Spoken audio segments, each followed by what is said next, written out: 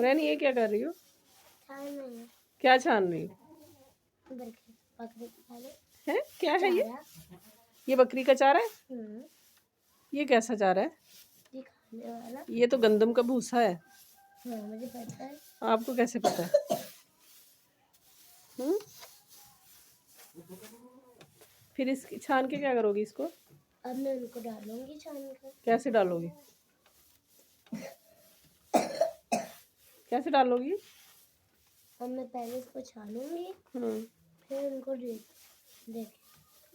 चलो दे दो अब, छान तो गई है। नहीं अभी और रहते हैं। नहीं तो छान के तो ऐसे तो सारी छन जाएगी और सारी नीचे चली जाएगी।